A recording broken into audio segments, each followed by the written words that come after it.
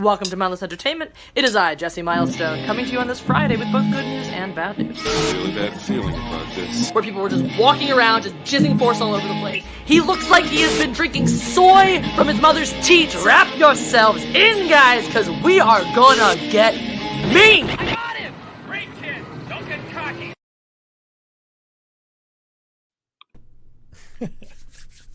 Okay, so I have no idea what you guys did or didn't see because my screen was just frozen up. Oh man, no, we got to see the opening. It said the last thing you just heard was "Don't get cocky, kid." Like a great Han moment. So, oh, they are frozen up and muted. There you go. How did we just get muted? I don't know. I'm doing it. I'm doing it. You killed us all. Okay. I was trying to send a message saying, "Hey, everybody, I don't know what you're seeing," and it's like you're having trouble connecting. Suck a dick. Cool. Okay. Can people see Scott? Can everyone see Scott? Because we have Scott from Sporking News Podcast. Black screen. Because we see a black screen. Yeah. Hopefully, everyone. It's all right. The black screen's probably better looking. Oh, self dunk. Oh, cell phone. Woo. How are you doing tonight? How are you doing? I'm doing well. How are you doing? I can't complain. We went to Kings Island yesterday. And we're beat. We are beat. We got to go around and be all lovey-dovey in the lines, like I always thought as a kid. You know, oh, waiting in line, my family's dumb. And whenever you get to wait in line with a cute boy, and all the time. So I got to be that person yesterday. It was great. That's awesome. Dreams do come true. They do, and I actually really wanted to make the dream come true of having him win me a cute prize at the Midway, but we were too tired at that point. So I was like, I'm going to when you did this, and then we're going to go later this season. Yeah. I mean, you'll get there. The 6 hours at the water park, or however many hours we were there on top of this shit, drained me. Oh. Yeah, dude, that was walking a lot of fun. And you know what? You could save okay, so you did that. You didn't want to shoot the load right off the rip and get every magical thing on one day. So now the winning the prize could be some little fair someday, you know? Exactly. I'm just happy I can fit on the roller coaster better. Oh yeah, it's super fun. Oh, nice. Super fun. We have a couple super chats already before we even get into our first topic. So let me grab them. I love how horribly everything's working on the back end while seeming to just truck along pretty fine on the front end. Hey, YouTube Studio says I have an excellent connection, and yet somehow it's failed to load the preview screen. So that's sort of awesome. Sort of confusing. Getting mixed messages here. Yeah. But hey, everybody, we got Damian Donaldson here, Zach Blackfire, Craig Kirby, Andy McCallum, what? Bobby James. Hey, Bobby James. Been a minute. Hey, what up, everybody? Mary Mayhem is here, and she sent us a super chat. She sent us a heart. Thank you, Mary. Thank you, Mary. Hi, Bobby. Hi, Mary. Love you. Zach V sent a super chat as well. Whoa, he says, hello, we've been trying to reach you concerning your student loan debt. Thanks. I'm sorry, but the number you're trying to reach has been disconnected. And then we also had I drink, therefore I am. I have a solid hunch of who his limit identity is, but I choose not to reveal unless they do. It says, alas, our schedules run amok again. I'll catch this tomorrow. If you whip out the guitar, Elton John, please. Thank you, I drink, therefore I am. Perhaps I will close us out with a song, or perhaps I'll throw down a Livid stream after this one. Who knows? But thank you so much for the super chat, and I hope to catch you over on the Livid Sphere or on here soon. Anyway, yeehaw. Thank you guys. Zach Blackfire's here in Boston. Cool. So I love that name. Zach Blackfire. Great. A Song of Ice and Fire name. Awesome. Also, did you know Zach Blackfire, he likes big assholes and he cannot come. Oh, that's even better.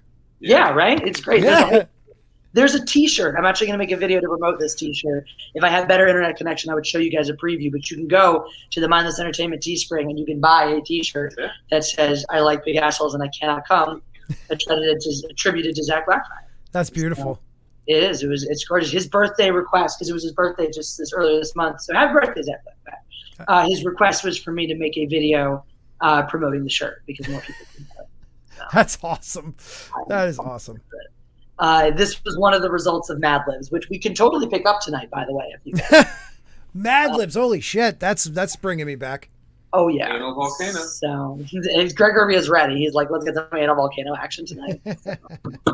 Speaking of action, the Ghostbusters trailer, there was action in it. We are going to spoil the whole trailer for you guys. So if you haven't watched the movie, yeah, clearly. Yeah, so if right. you watched the trailer and you hate trailer spoilers for some reason, like Anna, who will complain about trailer spoilers and then proceed to spoil every great twist for you in the next breath. I spoiled a big movie for her once on a stream, and I felt good. Right? You're just like, you don't feel bad when it's for Anna. You just feel gratified. Because it was like like Winter Soldier or WandaVision or something, blah, blah, blah. It's like, thanks, I didn't watch it. I'm like, oh. Let's keep talking about Anna, though, because I miss her. We haven't been doing the matriarchy since I've been away, and it's been sad. I'm like, I don't even know. Aw. My life right now. When are you guys back? Next week or the week after? The week after. Okay. Everything's back to normal the week after. Yeah, all back. Scheduling, life, live it, matriarchy. Hail to Joseph CBS Yanowich. videos. What's up? But anyway, trailer, Ghostbusters trailer. So we had information. I don't think I realized that one character was a girl in the first trailer. Oh, Egon's granddaughter? Yeah, I did. I don't think I paid enough attention. I Yeah. didn't know, well, this is how you're going to do the half-team boys and girls type of thing. Because they're like adamant. You couldn't just have like the original Ghostbusters come back and like hire a new guy, Nope. which is what everybody wants. I thought that's what it was going to be, remember? Realistically, man, it's like not to dump on this movie preemptively because we'll talk about it fairly, but the toys leaked today, and they have the original Ghostbusters in this movie, except obviously Howard Ramis, who passed away. And of course, in Hasbro fashion, they're super cheap. They just took the new Ghostbusters figures that came out and colored their hair a different color. They didn't rescan the actors or anything like that. And if that was the movie and Paul Rudd replaced Egon, and that's it. Right. It's a fucking funny movie about a new Ghostbuster, and it's like an older guy. That would be great. And the kids. Nobody. Yeah. There's the big issue with Ghostbusters. Ghostbusters 2016 failed because it made a big mistake that affected everybody from every age group. So to rectify the next Ghostbusters, they make it for an age group that still doesn't care no matter how much they can fix. Like, this should be for, like, guys older than me. Yeah. I should cut off age because I'm too young. I wasn't even alive when that came out.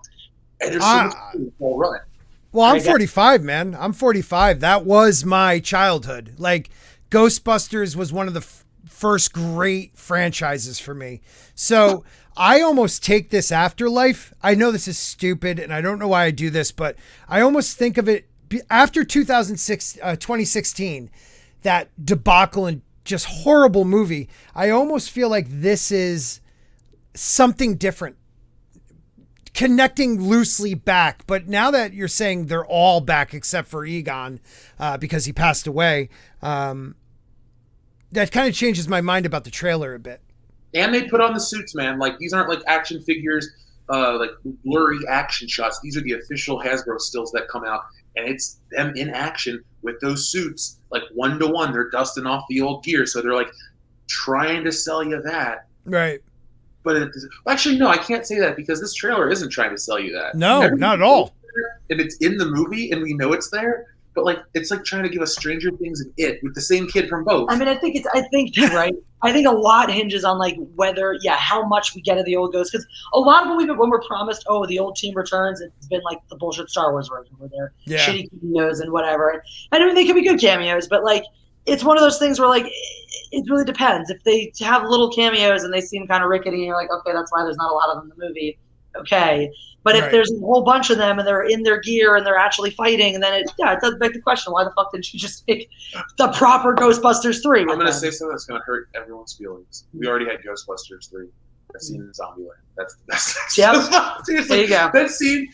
That was everything. Bill Murray and Woody Harrelson. Oh, yeah. Ghostbusters with Emma Stone as Janine. Hell, you could have just made another Ghostbusters movie and put Emma Stone in it too, because she's funny.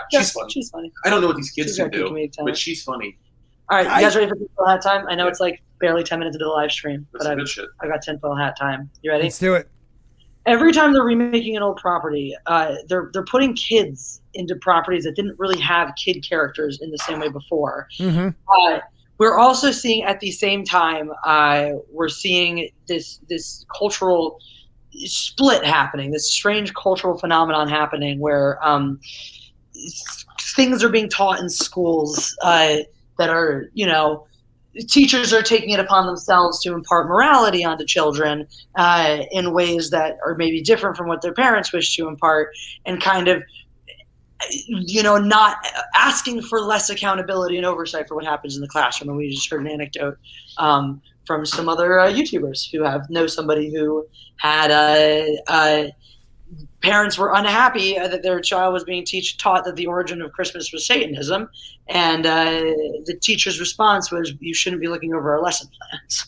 Holy that's a really. I don't care what the question was about. The question could have even been something as retarded as, "Why are you teaching my child evolution?" The response should never be, "You shouldn't be looking over our lesson plans." No, there should be at least, give me an answer. And if it's a good one, you might sway me to be like, all right, maybe a little Satanism's all right. But, come on. But yeah, I'm sorry, Scott, you're a parent. I mean, we can only speak circumstantially. You're a parent. How would it make you feel for another human being that you barely know to tell you that it is not your business what somebody else is teaching their children? I would have probably, the police would have probably been called, not because of physical violence, but I would have blew up on the guy. I would have blew up on the guy, because your job is to educate my child. You said it perfectly. Your job is to educate my child. Your job isn't there to teach my child anything about religion, anything about morals. You could give moral stories, lie about George Washington never telling a lie, do all that. I don't care what you decide.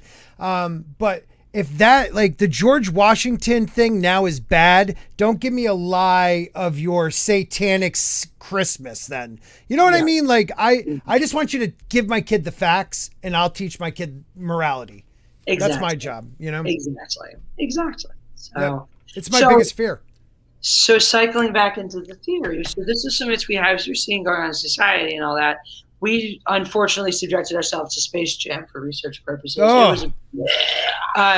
It was if not for research purposes, we would have turned it off in the first 20 minutes. Yeah, we wouldn't have gotten 20 minutes. But I don't think we would have gotten after the basketball court scene in the beginning with his son, before they even played the video game. But that was a thought I had when you were talking about when we were at Kings Island, how many kids were walking around in the new Toon Squad shirts, and I'm like, I wonder how many kids are going to be.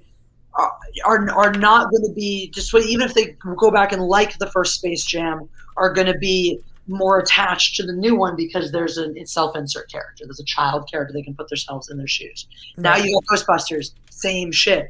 Why does Ghostbusters need kids? It's never been about kids. All the great properties, I bet it actually goes back. You can even go before Star Wars, the sequels. You can even like Indiana Jones. He's like that youngish kind of guy. Short Round isn't that self-insert character. He's kind of like a weird side he's that like works. He's like kind of a token character, but like not. Oh God, yeah. Actually, no, I will say, as a kid, it was cool. He was cool. Like I thought that he could do the few things he did because he beat up a couple thuggy guards, but like they did capture him. They did kind of treat it fairly, believable in that realm. And he didn't suck. So that's when I like the kid characters. Like Temple Doom was my favorite one. But the problem that these companies are running into, I'm going to bring this up on the channel all the time, by putting these self-insert characters in, people they're not creating great characters anymore. They're creating very generic, broad characters that appeal. Yeah. So when you get older, you're not the same person. You're not going to look at this self-insert character like, I was 12 and I love this movie. You're like, I'm not really like that anymore. That movie doesn't really appeal to me anymore. Yeah. There's no buy-in value. Ghostbusters is over 40, almost 40 years old at this point. Right. It's got the buy-in value of those guys. Everybody, they're cool, they're inspirational, aspirational, whatever you want them to be, and they're characters that you can therefore create and do and stuff like that. Yeah. These movies just aren't creating anything that are going to be like recyclable in the future. Mm-hmm. Who's a new Star Wars sequel trilogy character that's as marketable as Han Solo? I don't remember any of their names. Exactly. Just can't remember Dan. Not even new Han Solo. Yeah, right. You know, my thing about it too is you could have easily had the movie where, like you said before, Paul Rudd is hired. It's, you know, hijinks, you know, ensue, him trying to learn the job. And by the end, he starts to recruit new guys. So you have a full movie with the old cast, and then the cast can come back in the sequel to help out here and there. They're going with children. I think these children are too young. Like, give me,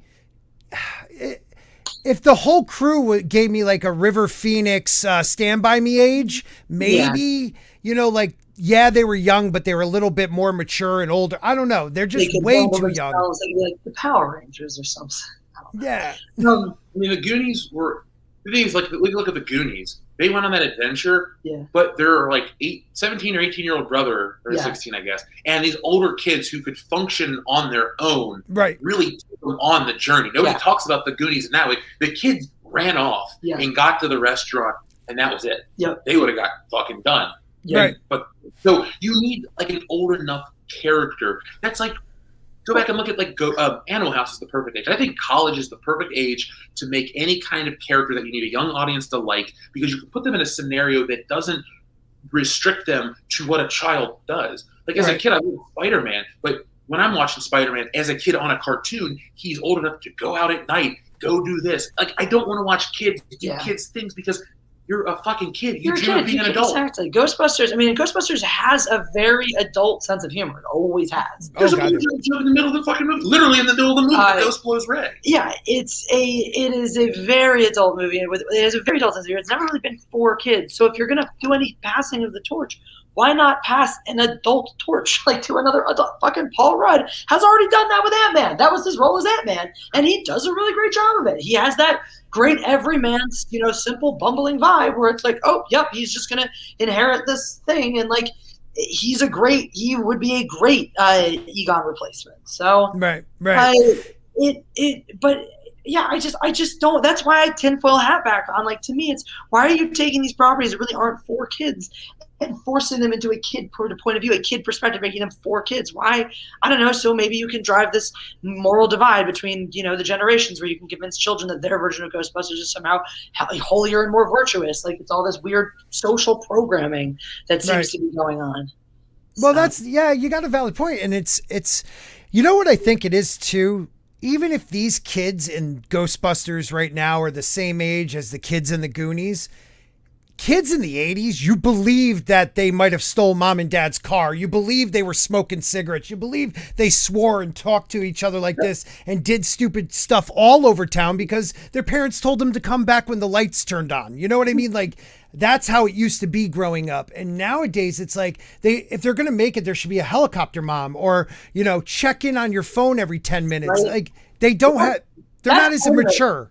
The cell phone does change that also a lot about the modern era too, where it's like, it's just not plausible now for kids to be like, I mean, just the world has changed. If you're actually going to set something in the modern era, it's not plausible for kids to be gallivanting on their own in these unknown places. For example, that kid that got lost at Kings Island. Yeah. He could just walk up to somebody. Exactly. He's like, I'm looking for I lost my parents. Can I use your phone? And like, you see all the people, like, called his parents from the phone, and like 10 minutes later, they call him back later, Exactly. And then like actually later on the park, we read it again. We're like, oh look, they found their children. So right. Instead of like the embarrassing, like you lost your child thing over the intercom, Right, exactly. Oh man. And that's like, and part of it too is some of that is like there used to be this like innocence about childhood when you made these kids movies, even if the kids were doing adult things and acting in adult ways, where you had this innocence where it's like, well, yeah, but they just don't know about the bigger way the world works. That is something that's not believable in our today uber connected, every kid has a phone, every kid's on the internet world. Like there's a baseline of information and knowledge that everyone has access to that takes away some of that wonderment that you used to get when you had child characters. Well, that's why period piece child films like It, which is an R-rated movie, but you can't really argue it's a child film, the content of it, but it works as that perfect blend, at least the first chapter. The second one, But you know what I mean? Yeah. Like realistically, the future of like really great complex stories are going to be in weird period pieces. And I don't mean weird as in like they're awkward. It's just like you set a movie in like 1998 for no reason other than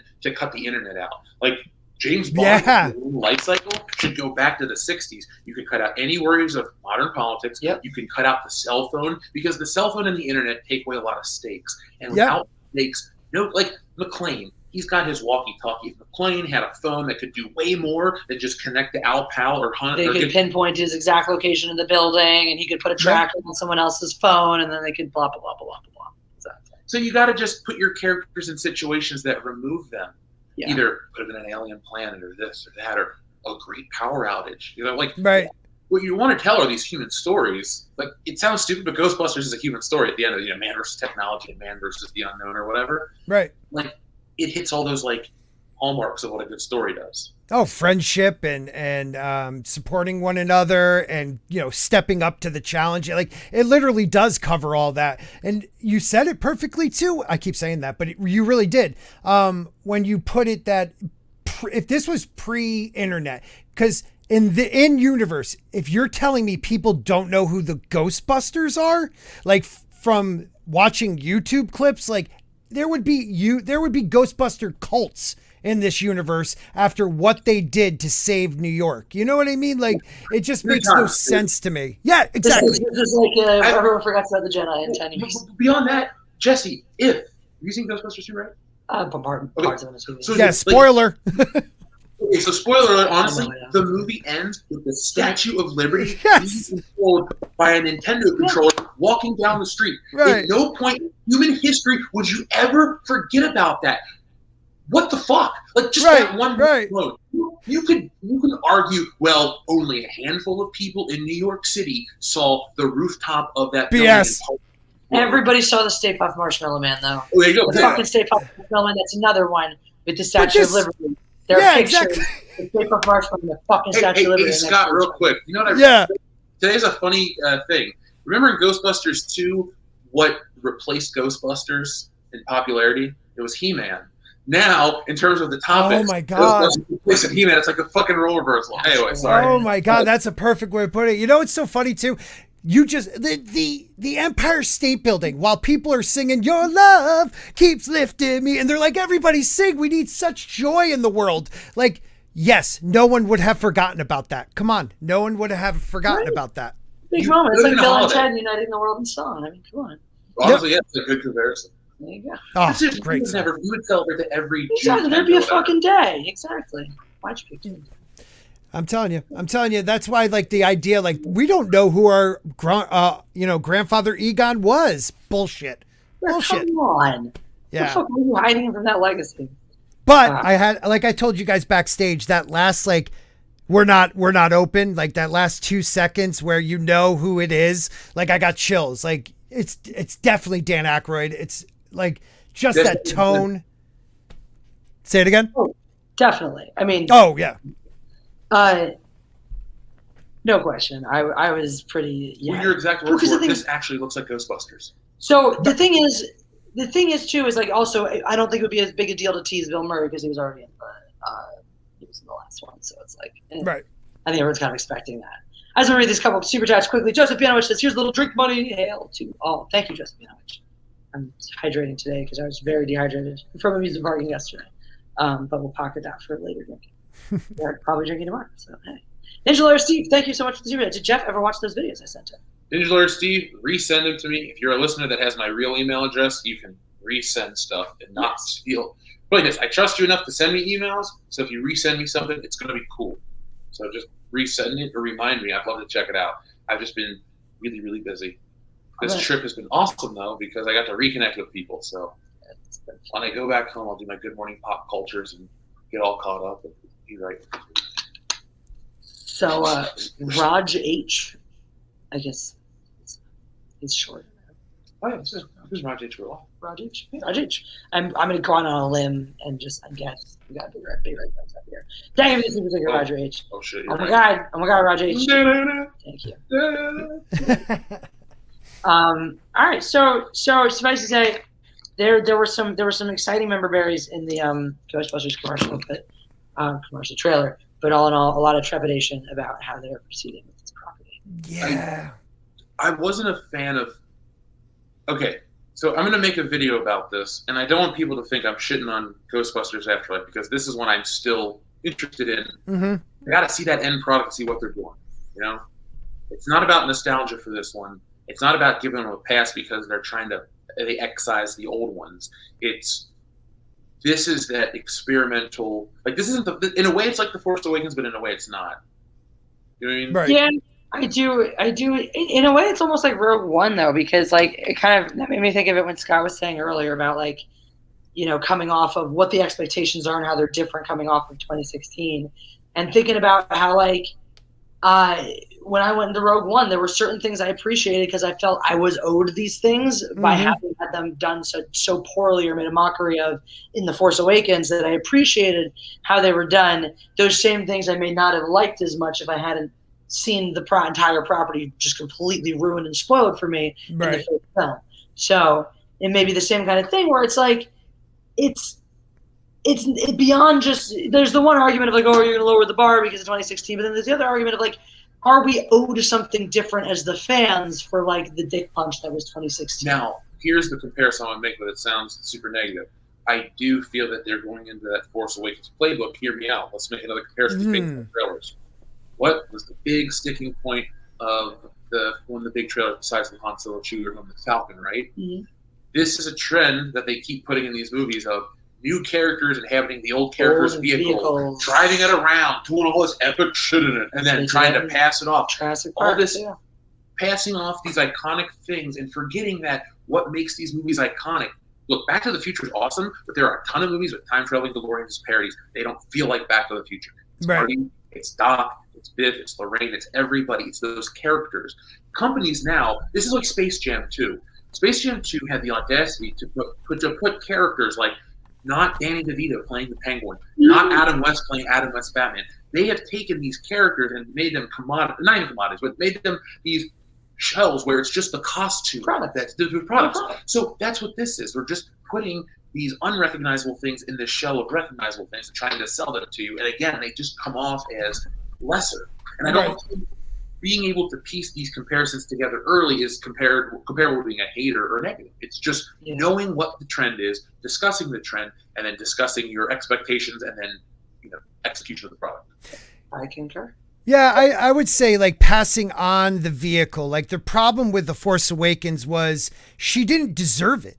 Even though she fixed it better than, Han not ever being in it really, but she knew how to fix it and bypass it better than Han. But if they earn it, like it would take more than one movie. The thing is, especially after watching Han agonize over the ship in every fucking action scene in the original trailer, having to go back and fix it in battles, having to, cobble together escape plans because the freaking hyperdrive's not working. Right. Again, like we watch him agonize over keeping this ship together. We understand how hard of an undertaking it is because we understand how good of a pilot he is. So it's not, oh wow, she's so amazing that she can just do all this. It's just functionally unrealistic that with flicking a couple switches and plugging one thing into another thing, she has taken a gigantic piece, massive machine that falls apart all of the time, and with one little thing has made it hold together beautifully. Right. After all she's ever flown is like a space like Vespa. Can we shit on the writers one more time for the same problem? How did he lose the ship? Yeah. It's his baby. Yeah. Honestly, I believe the ship was more important to him than almost anything besides Chewbacca. I honestly could believe that he was on the outs with Chewie temporarily over the ship because he had done something to drive a wedge, then like push Chewie away. I could see that. For the sake of the ship. Yeah, that's it too. I hate how Disney is creating this culture of a prop is now a character, like Han Solo's gun.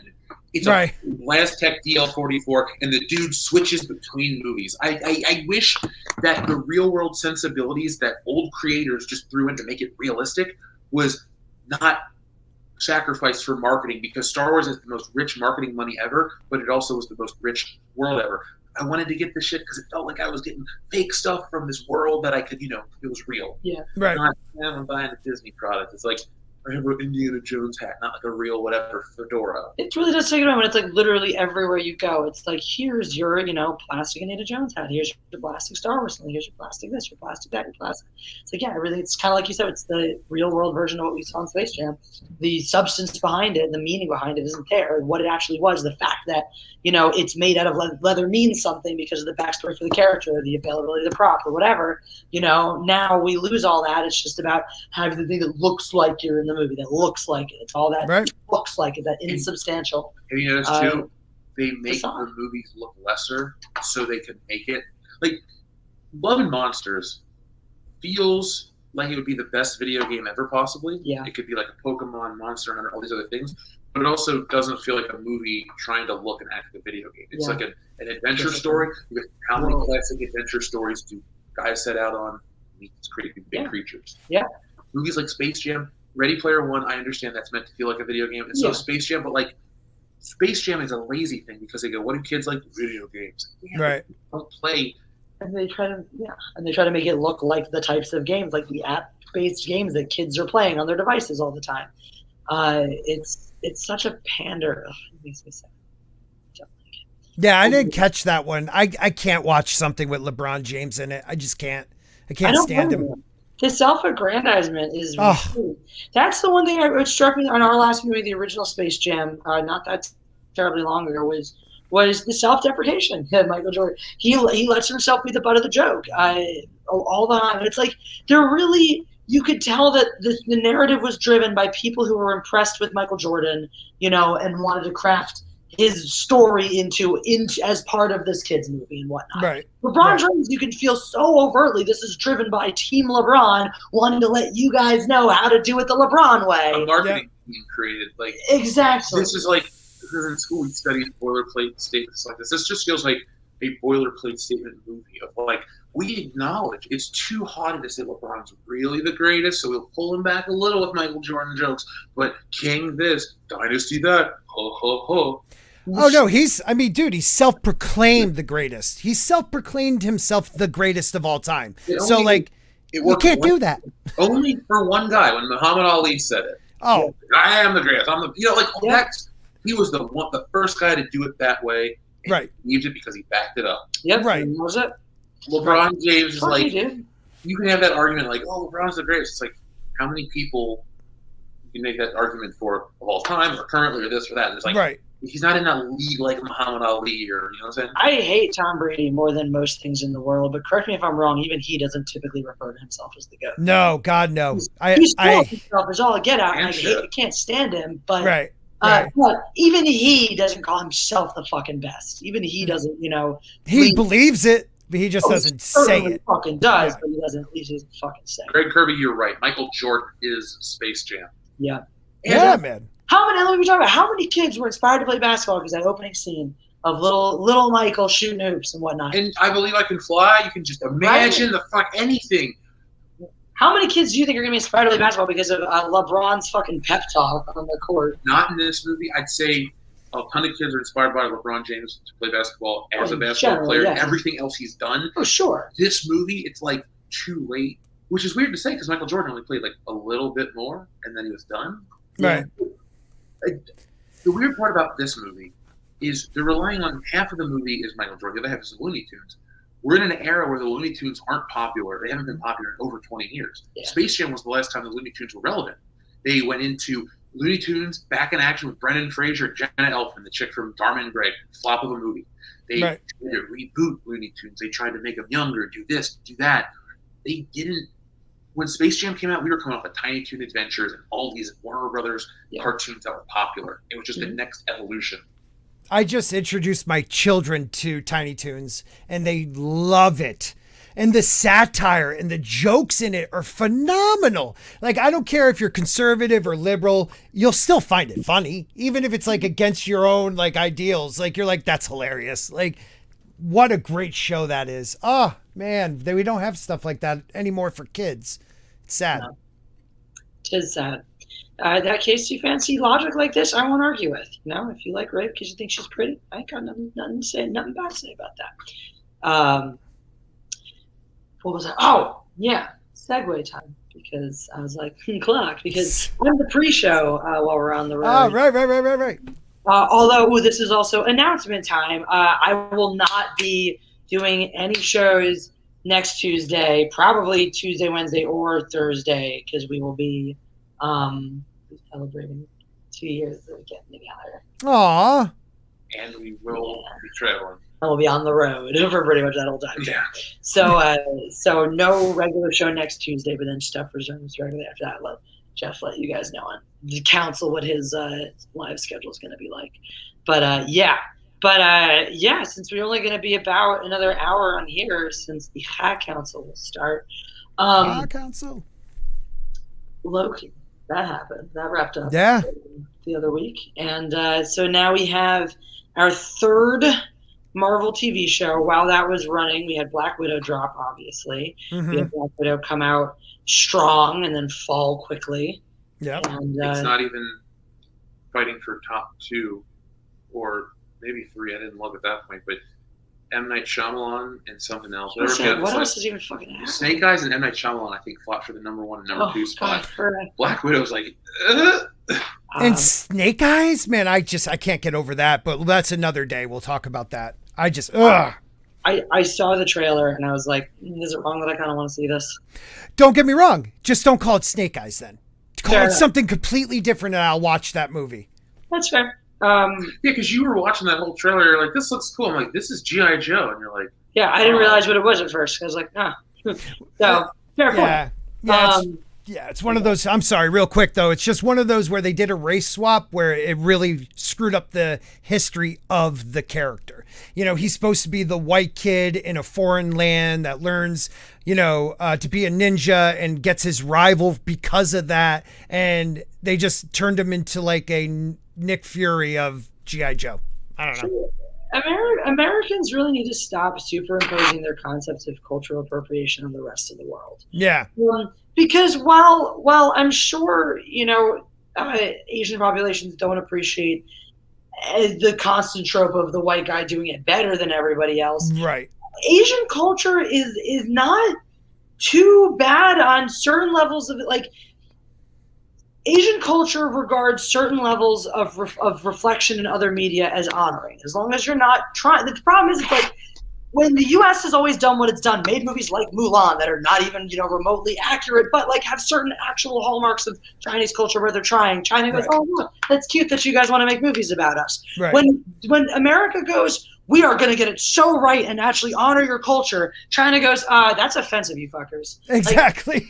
Seriously, this is what I learned when I took the language too. It's like, as an American person, like trying to speak Chinese and clearly learning it and like being proud of it that I'm trying to learn, Chinese people are like, oh yeah, great job. Yep. I understand everything you're saying. But if I went to China and acted like I fucking knew how to speak Chinese, they would be like, oh, you're one of those like, because they're actually racist against you because then they just assume that you're one of the indigenous white population who come from like a group that came in and were racist against them. So weird. Right. Anyway, point is though, is like, real quick too, I think an Asian guy wrote most of the G.I. Joe lore. Larry Hama. Yeah. I'm pretty. I don't know if he's like born in America, but if he's looks Asian. Yeah. And he wrote a ton of G.I. Joe at Marvel. So where do they do they ever pay attention to who creates this shit? Because he gets his check created by Larry Hama and all this. The whole point is this whole like exoticizing them as racist is only a fucking problem for I always say this, the people who get their panties in a wad about cultural appropriation are the American-born versions of whatever the culture they're bitching about, because they don't have their own personal connection to the culture. And so when they see some other kind of connection to it that isn't theirs or it's different from the one they want to have, they get their panties in a wad because, my culture. Fucking find your own connection. Right. Don't show other people who happen to have one a fucking better one than yours. Right. So, right. And G.I. Joe was one of those things where like it was just that idea, like he wasn't better than Storm Shadow. He was just, they were rivals. They were the true idea of like, in Japanese culture, a rival. They hated each other, but they never would kill each other. They'd always say it, but they never would. And it was a really good representation. Just because the kid was white, it made it more powerful, but they took that away from us. And I know that sounds, because some people are like, you're just mad because they took a white guy away. I don't care. I swap anybody if it doesn't mess with my canon of the story and the canon isn't inappropriate. Exactly. Yeah. No, I am with you. I say that a lot. Like, it's sort of my general principle when it comes to race swapping, gender swapping, etc. Is does this change the inherent story? Does it change the inherent character? If no, like if it's a cashier clerk that has a couple of lines, or like you never learn anything about their past or their history, they can be whoever the fuck you wanted to be. Right. But even Nick Fury. But exactly. Well, to be fair, Nick Fury in the Ultimate Comics was always Sam Jackson. And he was going to sue, and they agreed to put him in the movies later Nice. on. So he was like, that's amazing. That's why, like, that's the one that people use that race swapping argument. I go, no, because it was the Ultimate version 8 years before Iron Man dropped, and so I'm like, okay, you're pulling from that version that's based on. But that's what they did. They swapped it in the comic itself, and no one cared because we all knew it was Sam Jackson. That's the beauty of it. Like, we all knew who they wanted. We were like, that's perfect. You know, so I always love that switch myself. That's why I use it. That's one of the ones I can justify too. That's when you talk about race. Like, let's say, all right, the leader of your mysterious organization is a black dude. I don't think that's a problem for me, you know, changing the way of race. If it's the leader of a less mysterious organization, that's a bigger problem because you're talking about it, public perception now plays into this character and his backstory and how he got to where he is. Now you actually do have to consider the race of somebody when it comes to this thing. When you're talking about a secret organization, it's like, oh, well, you happened to find out about the secret organization somehow and you're now a part of it. So. You know what a great race swap would have been? Inspector Gadget's Dr. Claw. Because for the longest time, you didn't know who Dr. Claw was. He was just a hand. Oh, yeah. He's a little white guy with a big nose and a white beard. Dr. Claw could have been a big black dude. Yeah, could have been. I don't care. With that voice, too? Yeah. You go back and change that, that's something I go, all right, that's kind of cool. Yeah. I don't like any, I really don't. If they're like, Jeff, you can have a cool one every once in a while or none whatsoever, I'm going to go, none, because I'd rather have, like, I want Spider-Man on screen, not this version. Right. This one. I'll always take the original version because that's what is popular. Yeah. And not just for me, but these things aren't popular on the grand scale. Right. For no reason. Yeah, and that's like, I take the other approach too. You know, if there isn't a really good reason to race swap, you should probably just go with whatever the existing canon is. Right. Well, look at Loki, though. Loki, I mean, Kang is going to be a black actor. And, I mean, they're a descendant of Reed Richards, and he was, in the comics, he wasn't black. But I mean, the character turns blue anyway, so who really cares? But he's such a good actor, and who cares about that swap? It works out perfectly. You could tell me down the road how many generations later Kang came after Reed Richards. So a lot of things could have happened. You know, a lot of people could have been having sex. So.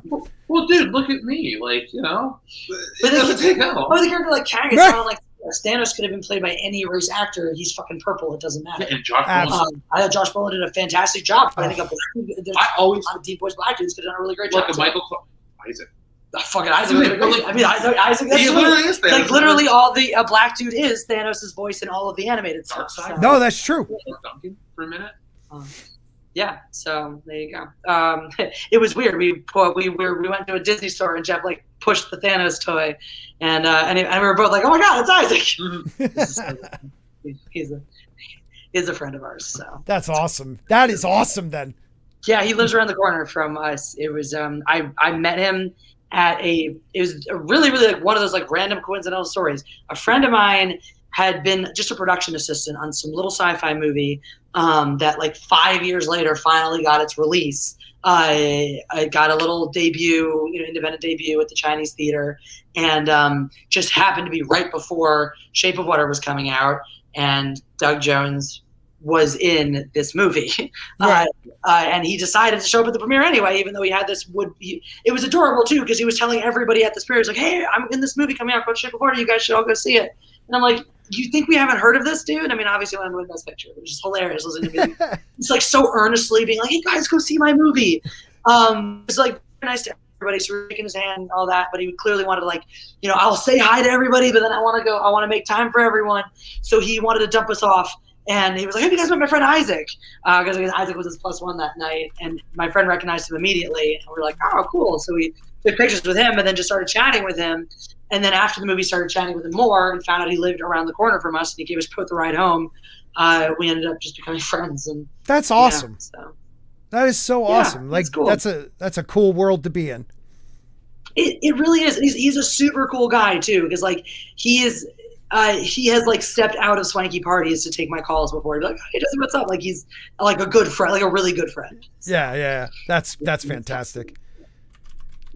So, there's Thanos. Can't speak to non-anime Thanos, but anime Thanos is pretty cool. I mean, Josh Brolin is on record as Being- burning his butthole when he bleached his anus. But I feel like if you're friends with him, he's like the best friend you have. He does seem like he has a good sense of humor, though. I followed. Hell yeah. He seems like my friend Jake. Yeah. Like very gruff, blah blah blah. But if like you're his friend, it's like it's nonstop jokes. Yeah. Seems scary. Seems creepy, but not funny shit. I think he seems like a lot of fun. Weird, fun guy. Weird fun. I mean, if you burn your asshole bleaching it from the sun, you're definitely. Yeah, huh? And told people about it too. That's that makes me like you though, because Right, I did something like- weird and I got caught. Let me tell Let everybody. me just tell the fucking world. I do appreciate that. Yeah. But yeah, so Kang the Conqueror, yeah, interesting presentation. We were talking about this a little bit backstage too. I'm really curious to see what they do with this character, because even though the iteration that we saw is not something I would think of as a conqueror, he committed so fully to that character, to his choices. He created something so specific. He really had a vision for what guy trapped at the end of time for forever is like, and what kind of neuroticness, what kind of psychosis, what kind of little quirks and stuff. And he leaned so heavily into that. It was a beautifully constructed and presented character, and I'm actually really excited now because obviously we have a bazillion and one different iterations of Kang coming for Absolutely. us. So I'm thrilled to see how he embodies those. That's one of the things I'm very excited for. Yeah, I agree with you on that. Like, did I like that character? Not really, but I liked he committed. Exactly. I really enjoyed that. He committed, and he was that character. He was that version. And I couldn't look away from his movements. Like No. the unity to them, it was so engaging. That I think is what sold me on it. Where I was like, you're kind of annoying and weird, but then the way he hopped up on the table and did all this stuff, I was like, you're so compelling. Like it was very, very fun to watch. Yeah, I felt like, I don't know if anybody else noticed this. He broke the fourth wall at one point when they first meet him and he goes, not what you expected or something to that effect. And he looks right into the camera. Like, I like that. I like that he's been there forever. He knows everything that he knows we're watching, That's a good way to look at it. And I gotta say, that's how I try to. That was a big endorsement for me for the actor as well, because that was whether that look itself was written or a choice of his own. It felt organic. It didn't feel coached. It didn't feel like the producers winking and nodding at you, the audience. It felt like the character bringing you in on that moment. It felt organic, and I really appreciated that. Yeah, would you agree? Like somebody else eating an apple, I would have been after a minute like pissed. I would have been like, "Come on, dude!" But he you felt like he created that apple or something. Like he was there. That was just him.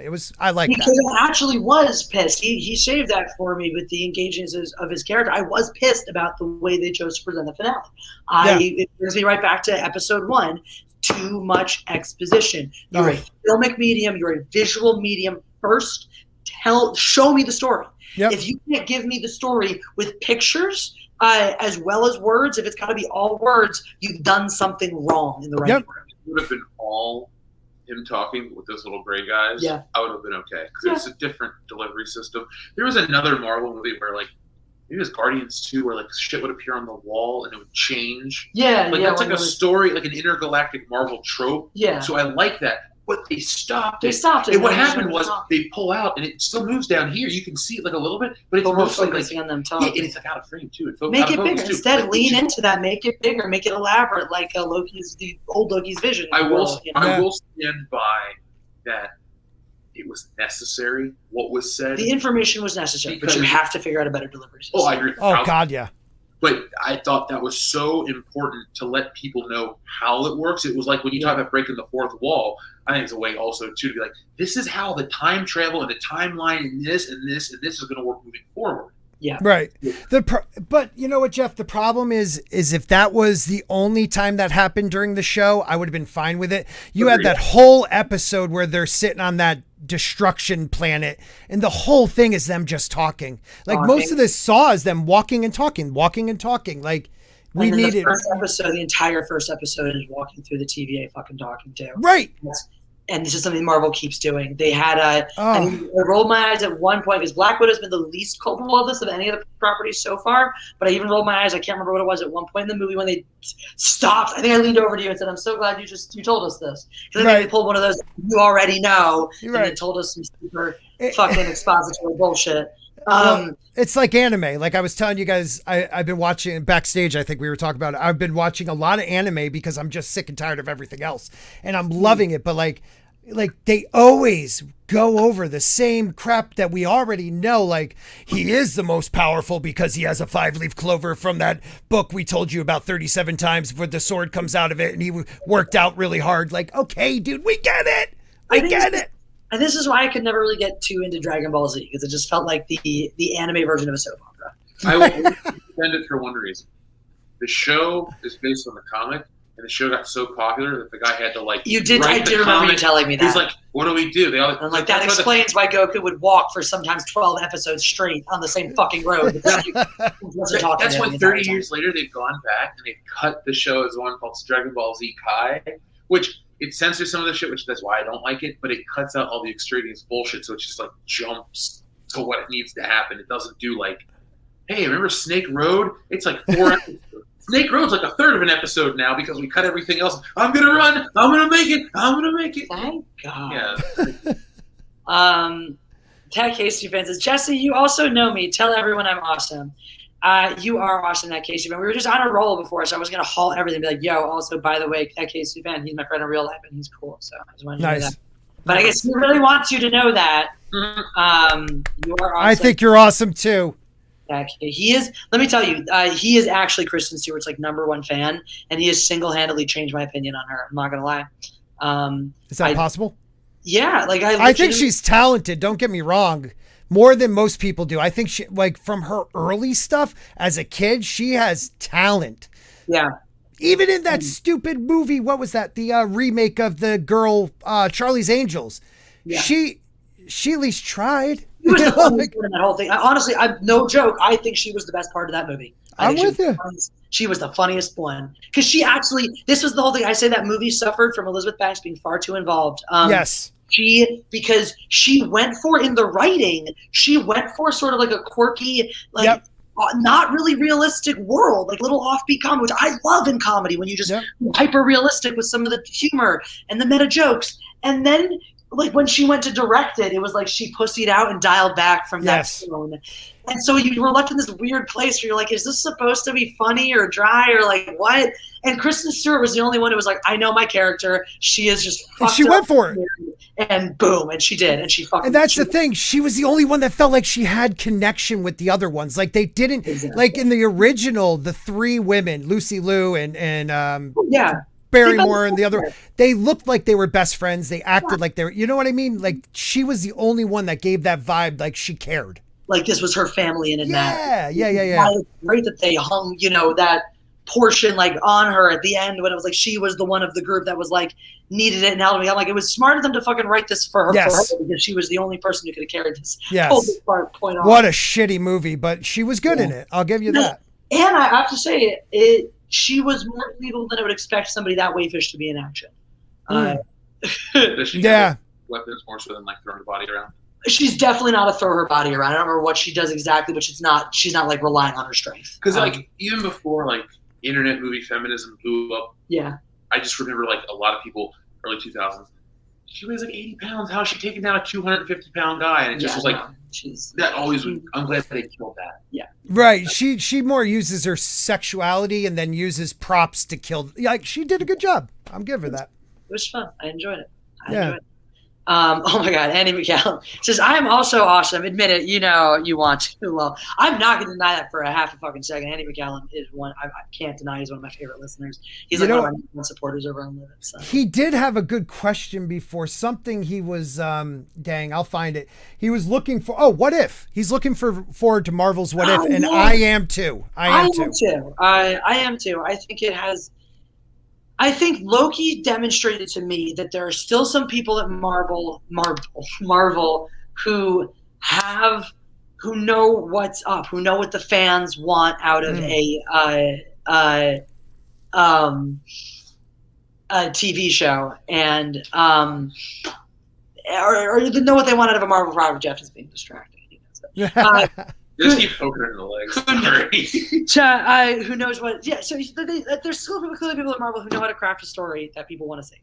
So, see, I love that you guys really like this, because I did not really like the show. I think there was some good acting in it. Yeah. But you know, it is that saved it for me, honestly. What was it? Because I need to hear it. One moment, I did not like the finale. I was very disappointed. I was like, "That's it. That was it. Low action." Yeah. The twist that he went to an alternate TVA, right? And it was a whole other universe. I'm Yep. like, oh shit, okay, because I can do the long game for a good payoff. Oh, hell yeah! I consider Hot Fuzz a long game payoff movie because there's action, there's comedy throughout. The movie's funny every scene, but the final action scene is a payoff of every joke, yeah. Because you're getting every buddy cop homage and then all the action at once. Yep. And so Right. it's over the top, and I can wait 2 hours for it's a long ass movie. Yeah. Loki, I didn't like every moment of the show. No. I didn't really love every episode, but it gave me a great Twilight Zone era twist that I haven't gotten in a TV show or a movie in a long time. And I was like, oh, and it opens up the door for endless possibilities now. That's the only reason I'm like, hey, I'm here. Now I can go anywhere I want. See, this is why I think What If has a chance, because it's pointedly not connected to everything. It is, but isn't it now? Now that's my question. My question is, everyone thinks that way. Oh, it's not part, like it's separate. But now that we have this alternate universe, can it now be all alternate universes that actually are real in the Marvel canon? That's what If already is. Well, yeah, but I'm just saying. I think the point is that now that we have Loki set up as it is, anything like it's one of those things where it's like these are the ones where I'm like I'm on the fence of whether I'm like, good job, you're clever, or fuck you, you're doing this, because it's like, oh, you're doing one of those legal, we're going to throw shit at the wall and see if what sticks kind of thing. Right. Like, you now have the opportunity to ride through What If, and people really like these things. People really like those things. Okay, that's what the fans are into. Now that's the point where the decision matters. Are we going to just take all the member berries from What If that you guys liked and sprinkle them into the universe now, or are we going to use what you, the audience, responded to in What If to inform the threads we're going to chase? Well, that's good way of putting it. Already Marvel What If is like, go back. Yep. There's What If Jane Foster's Thor. Yeah. Like in 1970, whatever. And then in 2012 or some shit, Jane Foster's Thor. So they're already like alternate universes. What they'll do is like, oh, we want to pull out this from that. So it's already like set up for that, which is cool because it's like the most honest thing it could be. Right. It's a representation of what it is. My point is if they go the route of like, oh, people like this, so let's do more of this, that's great. But if they go the route of people like this, so now we'll just cash in on this. Like Peggy Carter, Captain Britain, like, oh wow, because people love that actress. I love that actress. Like, I liked the Peggy Carter show. And like, if they were able to like see how much people love her, maybe they bring her back from an alternate universe. I don't know if she's too old now or whatever, but it'd be great to have her. I think this show though is to throw a bone to the people that want that kind of stuff already. It's kind of to quiet that. Like, could you imagine if this was this? Yeah. And Marvel's like, we know that makes no sense, but what if? Boom, what if episode? What if? Everyone's happy. Done. And then you also get a chance to realize how it makes no sense. I agree 100%, but like we live in that era where fans want to like it fits this way, it'll be good. And so this is an example to go like, okay, here's what it is. And it's not that great of an idea. So back to Loki for a second. Yeah. I did want to touch on a couple of things because I had here's why I think Loki is anti-woke, little diatribe. And then I was telling this to somebody else, a friend of ours, also a listener, who actually had his own, here's why Loki's anti-woke. And I find his reasoning more compelling than mine, actually. But mine, and this was because we were discussing a little bit earlier backstage, how one of the criticisms some people are having are the Sylvie character. Now, let's not kid ourselves. The second thing that there was going to be a female iteration of Loki, there were going to be criticisms, because that's the world we're conditioned to live in today. We are required by law to automatically knee-jerk hate it or be told that we already hate it because we're racist even before we've said anything. But that said, okay, lean into a strong, powerful, possibly arguably more powerful than Loki himself, female iteration who seems to have all the pieces and the master plan. And I do think that there are probably going to be some people who fell off early on Sylvie, show-wise, who might feel differently giving her a bigger chance. And then some people who also get distracted kind of by that idea of, oh, Sylvie is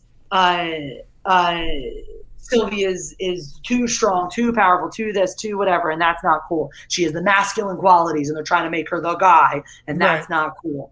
I think they did everything right by imbuing her with certain masculine qualities and imbuing Loki with certain traditionally more feminine qualities, because they didn't pick the shining, lovely examples of their genders to exaggerate those qualities. They picked the opposites. So Sylvie's annoying qualities are her masculine qualities. Right. Loki's annoying qualities are his feminine qualities.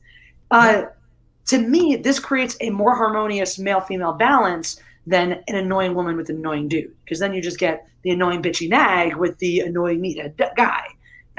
We've seen that before, and then in the modern era, what we get is the annoying bitchy girl just curb stomps the guy the entire time because she's right. Right. This smacks more of a Han and Leia relationship where, he's the where obviously in this one, she's the more out of control one and whatnot, but Leia is the more put my foot down, I'm the strong one in that relationship, and he's the more okay, whatever, sarcastic one. Right. And I think when you make the annoying qualities reflect the opposite gender, you balance the genders out. So you're not two genders fighting. You're two well-balanced characters who happen to be different genders. That's the point, which is good. Because yes, exactly. I never took any issue with Lady Loki. I'm going to call her that because they told us not to call it that. Right. She's Lady Loki. But what are they? The variants. Yeah. They're all supposed to have those similar traits of Loki. So it's people that want to bitch about that, it's watch the show because it literally, the alligator has the same qualities. Sense of humor as Loki. They all have the same sense of humor. She has, and they have different elements magnified. That's part of it. Some people have that's the variant, because their variants they look that different and are that different. But they also had different elements maximized too. The boy had couldn't break away from the power hungriness. The old one, was the most loyal to Asgard and what. They all had different. The most noble one. The most noble. I call him 616 Loki. Yes, absolutely. And then you had the black guy who was more the warrior. If you spent more time with him, if you spent more time with them, he probably would have been very similar to Sylvie's Loki. I didn't. The thing is, just watching the show, all I got was insecurity. That's what I well, he's boastful. He's boastful Loki, so he's lying about all these victories he had. That was awesome. That was fun. I meant her specifically, all the complaints that people have about her. I was it's just an insecure character. Oh, hell yeah. And she's all that stuff, but I don't think she was ever it's just insecurity of Loki projected this way. They balanced each other out really beautifully because they were reflections of each other's. That's what I think people miss out a lot, that the show never backed away from. Sylvie was the one who would always be I'm not a Loki, I'm not a Loki, I'm not a Loki. That was part of her journey. Is that you fucking are. And the show never backed away from the fact that they're the same fucking person in different ways. If this show was smarter and not Marvelized, the idea of all these different versions would be a psychological thing, not an actual thing. Because this is a very compelling story of multiple personalities and this and that. And if you're telling it on an actual fiction story, not a comic book version, it would be about a person's struggle with all these internal things and this and that. Right. So it makes sense that when you want to make it like a comic book, pulp it up a little bit, you're going to get a visual version and like a scientific reasoning and this and that. But again, you would have those same psychological concerns in your script writing, even if you're not paying attention to it. Subconsciously, you're writing it in because it's like different versions of the same character. Character. That's what you're going for. Same character. And you're expanding. So I thought Loki was low hanging fruit for a lot of people trying to connect dots when it has every Marvel show has storytelling problems, laziness. The problem it's like it excuses laziness moving forward, but people wanted to pay attention to the SJW shit and forgot the corporate crap behind it, that it opens the floodgates for the most lazy bullshit pop culture in history. And we're all focused on all those tricks of this. Fuck it. Don't watch her. Pay attention to what they're doing and play it that way. Well, you know what took me out of it, though? What took me out of it wasn't and we talked about this backstage, I believe, too. They did the gender role swap, which happens in some of the greatest movies, okay? You give her the more masculine, but it's her faults and it's her insecurities that makes her decisions the wrong decisions. The problem I had was, how long was it from episode 1 to episode 6? I would say I'll give it even 2 weeks. It wasn't that long.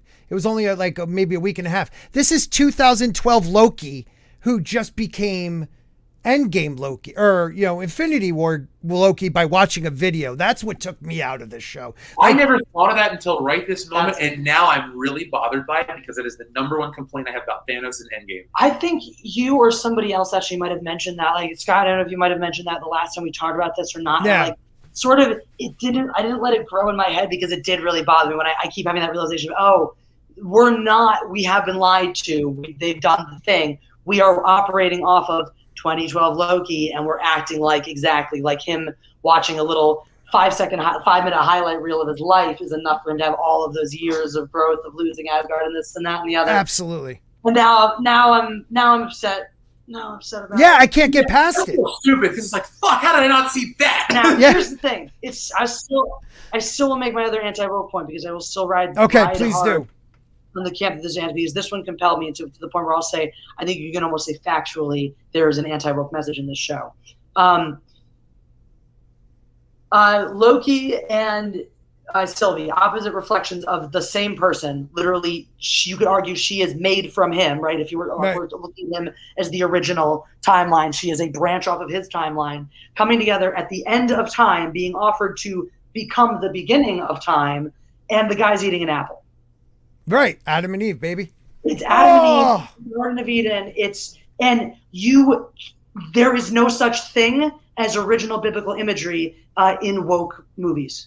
Oh my God, you just blew me away with that one because it totally is. She wants the knowledge. And she takes the apple, by stabbing him, So I can't take credit for that. That was a friend of ours who is a listener who's into all this stuff and all that and whatnot. And it was the second I said anti-woke messaging, he was like, absolutely. And he spit that out. And I was like, holy shit, you're right. That's absolutely cool. I like that. Yeah. So to me, that's the silver lining I can take away from this is no matter what else, there are people who understand that good themes, that good thematic writing and good storytelling transcends the current zeitgeist of wokeness. Yeah.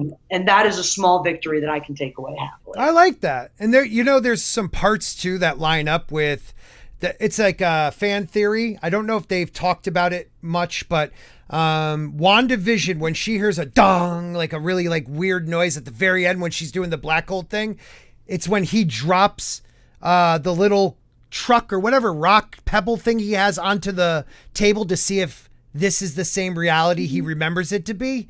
There was some cool little intertwinings between this and WandaVision, because WandaVision to me was more, I, throughout each episode, disliked Loki more, but WandaVision disappointed me more. Because I really bought into the idea of going through the eras with her, just like I thought Loki was going to be that, going through different times, time cop, buddy cop thing. I thought that's what hers was going to be, and she got away with, no, ever forget what you gave up. I honestly think Loki would have benefited from being a proper 20 episode, 6? Come on. Also, too, if they could have amped up the fun. Yeah. Yes. X-Files is the perfect way to do like serialized but a narrative thread. Yeah. And in that weird sci-fi out there type Yeah. project. But yeah, it actually that sucks because In a way, it's almost Marvel not understanding how television works. And like, they don't. And like, your concept for Loki really is a proper 22 episode season. we should have seen this coming though, because since Disney took over for Marvel, any show that existed before the Disney acquisition was a superior version. There was an Avengers cartoon from 2010 or 11, one of the best ever. Disney follows up with a crappy alternative. That's what they keep doing. It's just providing these crappy alternatives and just producing lesser and lesser. I agree. I don't think they know how superheroes work on television. Agents of S.H.I.E.L.D. doesn't work on television. I mean, it's still on, but so is The Walking Dead. I don't think that show works. So the thing with Loki is, you hear all the fun, like everyone said it. A bunch of people in the chat have said it. We've all sort of referenced it, wanting more fun, more of the buddy cop, more of Agent Mobius and Loki going through time, trying to figure shit out. Take 20 episodes or 22 episodes or whatever, because 12 in front and 10 in the back end or whatever. I'm just mentally how you parse these things out, because you do sprinkling your 3-episode arcs and whatnot. So your first 3-episode arc is introducing the TVA, introducing the idea that there's this variant Loki out there causing all these problems and that you wanted to help out. Blah. Great. Then you spend the first half of the fucking season rollicking on these adventures. Of going through different, almost Doctor Whovian types of like, okay, well, now because of the variant, we ended up in this place, in this pickle, and now we have to get out of it in this exciting way. And then you don't even fucking meet Sylvie till halfway through the damn season. The entire second half, you have more than enough time to build up all the relationships. And then in these 20 episodes, or however long you're going to do it, you have plenty of time to take all the fucking exposition we got from the beginning, middle, and end of the show and spread it throughout in little bits that actually pay off in exciting ways. But no, why bother doing something like that when we could pack it into 6 episodes so we can keep you as a captive audience for one fucking show at a time?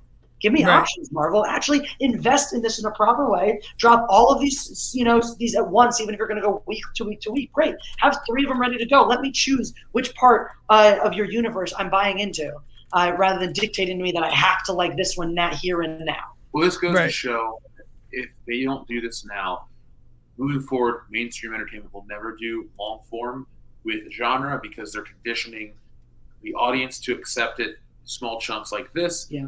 They're making it like the next generation get used to consuming that, because for years we were all like, superheroes are only cartoons and comic books. Yeah. Now people are, they're only movies.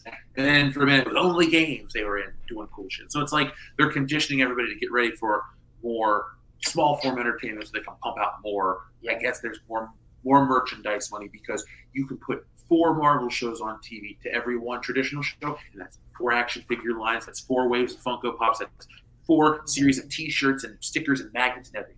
But what I think is going to be happening is you're creating a world where it's all or nothing with Phase 4, and they're going to find more people choosing nothing rather than all. Black Widow shows that. No. I think Marvel should be more concerned than anything that if you're talking the top 2 conversation or the top 2 box office films, and a Marvel 3 weeks, and Marvel film is not not there anymore. And a Space Jam sequel that is getting garbage reviews, and 2 forgettable other movies beat it. Like, that's not good. No, not good at all, man. Not good at all. Damn, pandemic is an excuse. No. I'm having some connection issues posting. It's not letting me post stuff. I'm trying to post Scott's channel here down in the description, guys. So if we do have any mods in the house, please make sure you're. Did anybody see what Andy, also your sub, Andy McCallum? McCallum, excuse me, Andy. Each episode of Loki was represented a stone? Yeah, this was, so I had that up for a second because I didn't see that. Okay. Yeah, I hadn't heard that one. No. That each episode represents the Infinity Stones. That's kind of, I like this theory because I like the idea. I want to think that there's a bigger design behind, that again gives me hope that at least people are trying. Yeah. I got to see what they represent though. Like I could see like which one's the soul, which one's the time. Like that's interesting though. I have to hear the argument, but what if I think I'm gonna go on a limb and say the last episode is the time one, or maybe the first and you could argue the first. Well, no, I think each series would be a stone. So the Loki show would be the time stone. The whatever stone. Oh, you're saying the series. I thought he was saying each episode. He was saying episode, I believe, but that's even an interesting one too. I was like, oh, that'd be kind of cool. But yours might be more realistic though. Because hear me out for a second. WandaVision's the Vision Stone. Loki's the Time Stone. What If's gonna be the Reality Stone. Captain would be the Power Stone. Yeah. And then So you get these shows. What if all of this leads to this like whatever Marvel movie, and they're like you kind of just like warp out and you're back in the battle of whatever, like a so pre-snap. Wow, go hit that again. All right, so WandaVision's the Vision or Vision Stone. the Mind Stone. Mind Stone. The Mind Stone, yeah. Okay. The Mind Stone. Cap Falcon and Winter Soldier's power. That Power Stone for that one. Time Okay. Stone for Loki. Reality Stone for What If. Ooh, And then Reality Stone. Okay, so the last one would be Space Stone. The reality. So the purple's the reality. No, right? purple's power. Purple's power. Space is blue. Reality's red. Mind, soul, and the other one I always orange and yellow. I kind of screw those two up. Yeah.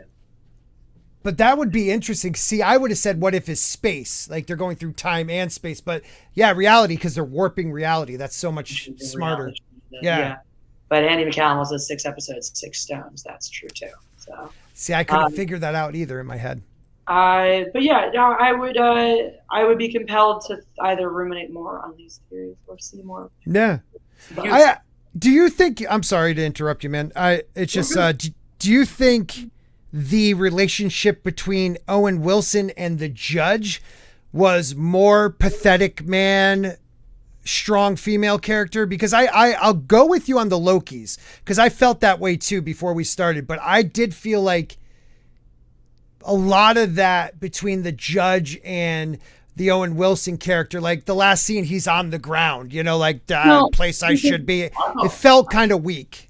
I thought the whole series he was playing her. Yeah, because You think? I thought it's the long game. Like Agent Mobius is the slickest man in the room, and sometimes you got to take an L. Even Batman sometimes makes himself look stupid to win. It's funny because I really got that impression from his character. He was up until maybe he sat in a room with Loki. He was all just sort of going by the book, and then he started to he had bought into the TVA, but he wasn't stupid. Pompey. So he started to smell a rat. I think Pompey showed him that Showed him what that Loki was says bullshit, yeah. isn't wrong. He can be trusted a little bit, Yeah. and a little bit of that doubt. You need a little seed.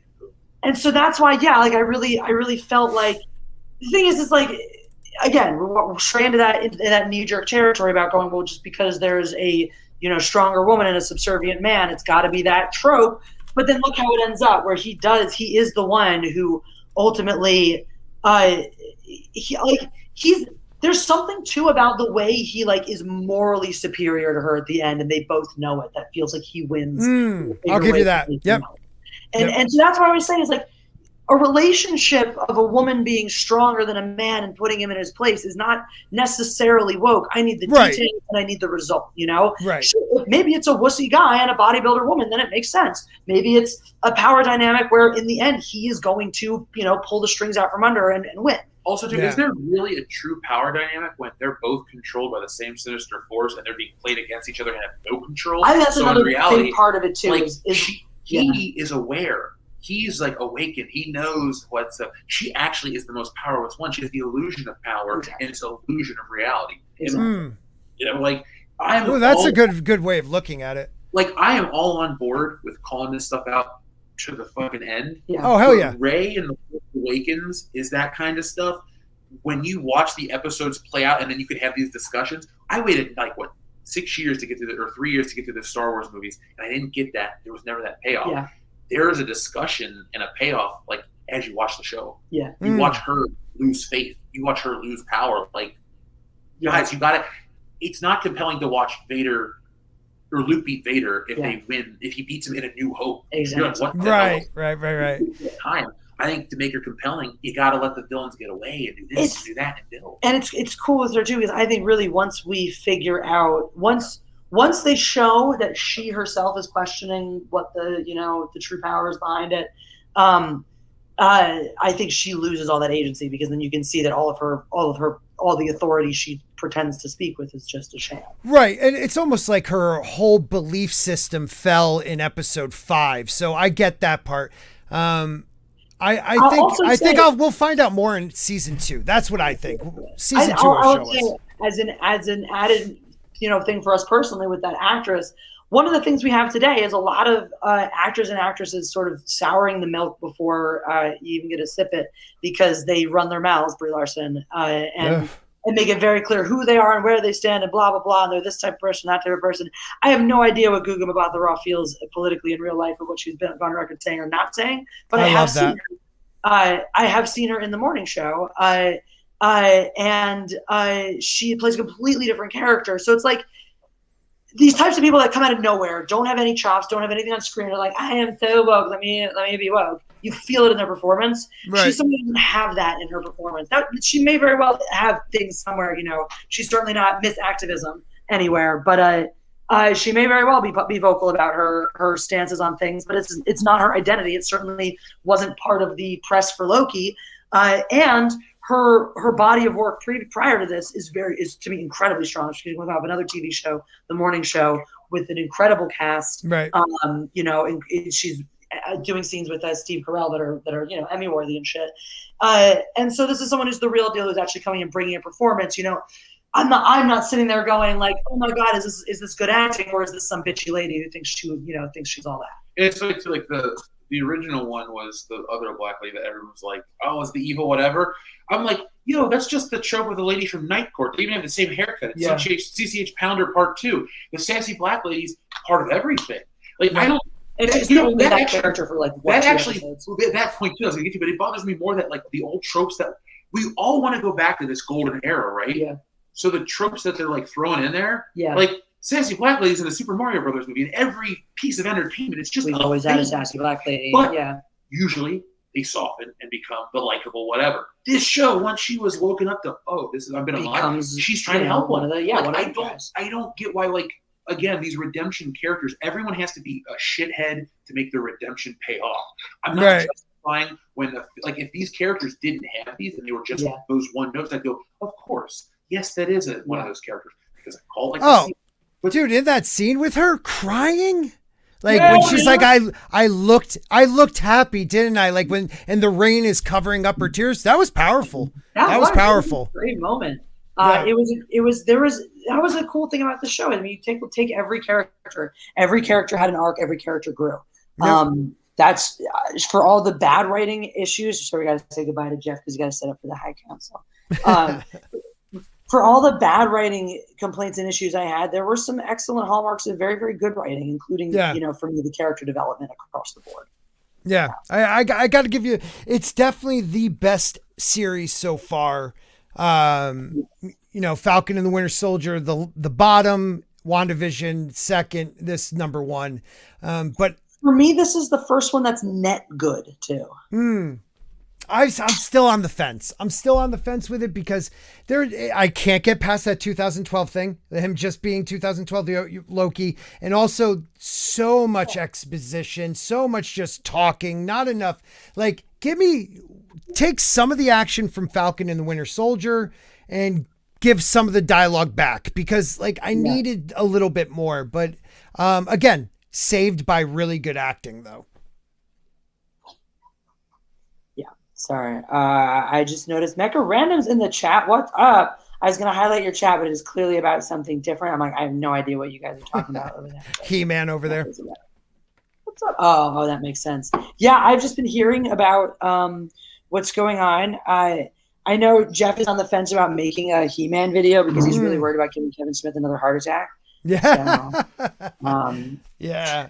I watched the first episode. It just wasn't for me. They still got 5 more episodes. You could see I've just heard already from sources that it's exactly what people expect it to be and not saving the He-Man franchise. So I don't know. I wasn't a fan of what I saw, I think that's a really, really. Why are you sorry, Mac? It's okay. I was just like, I want to say hi to you, and I'm like, that's so. No. I feel like this chat is very reflective of Mecca anyway. Sorry, lol. There we go. And this is Jeff and her talking about it. It seems like one of the biggest problems to have, with the media surrounding it is to have Kevin Smith come out and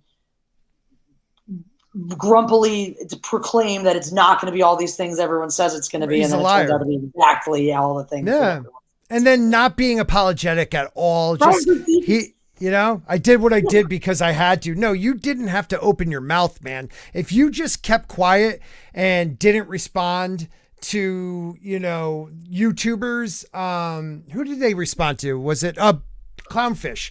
They responded to Clownfish TV. If he just kept quiet, then none of this would have been as severe as it is. That's the problem. Exactly. No, these people, this is what it's like. You make it worse. This is something I've adopted as just a fucking YouTuber, by the way. You are like, what I do is different from, and what you and I do is different from what the people in the chat are doing, hanging out with us, watching it. We value the chat. We can't do what we do without the chat, without the audience. But we do a different job, and this for us in some cases, for me, this is a job. And